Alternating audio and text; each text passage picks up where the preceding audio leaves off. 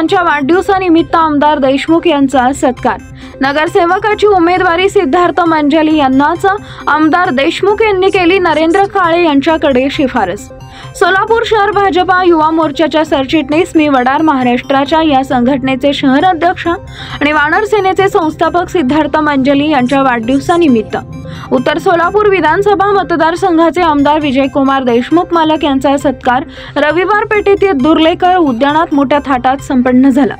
यावेळी मंचकावर भाजपाचे सोलापूर शहर अध्यक्ष नरेंद्र काळे, भाजपा युवा मोर्चाचे अध्यक्ष तथा माजी नगरसेवक डॉक्टर किरण देशमुख, पंकज काटकर, शंकर मंजली, यासिर बागवान, लहू बंदपेटे, गांधी मंजली, नेहरू मंजली, ज्योती चौगुले, मातोश्री कादंबरी मंजली, लक्ष्मण मंजली, विष्णू चौगुले, अरबाज महेंद्रगी, टिपू शेख, काशीनाथ आनंदकर आदींची प्रमुख उपस्थिती होती।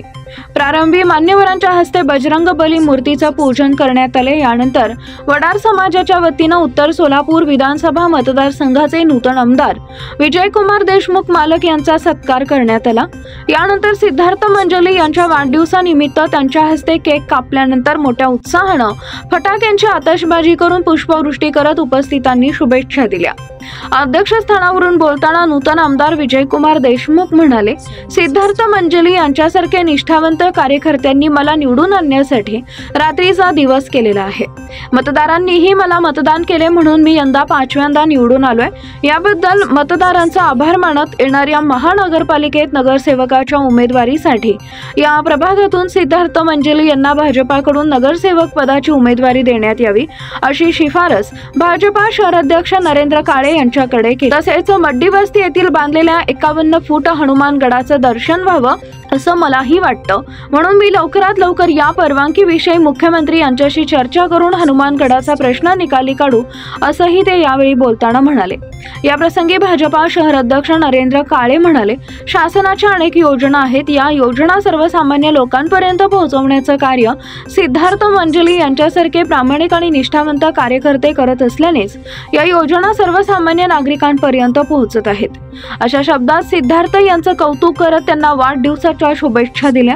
वाढदिवसानिमित्त सत्काराला उत्तर देताना सिद्धार्थ मंजली म्हणाले, ज्या समाजाला मी जन्मलो त्या समाजाचा मी काहीतरी देणं लागतो, या हेतून आजपर्यंत मी विविध समाजोपयोगी उपक्रम राबवले, गरिबांची सेवा केली, राजकारणात प्रवेश केला। या पुढील काळात जर मला नगरसेवक पदाची उमेदवारी मिळाली तर मी या संधीचं सोनं करून दाखवेन अशा शब्दात आपल्या भावना व्यक्त केल्या।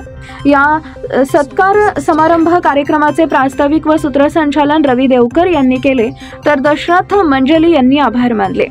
शेवटी उपस्थित सर्व महिलांना सिद्धार्थ मंजली यांच्या वाढदिवसानिमित्त आकर्षक अशा रंगीबिरंगी साड्यांचे वाटप करण्यात आले।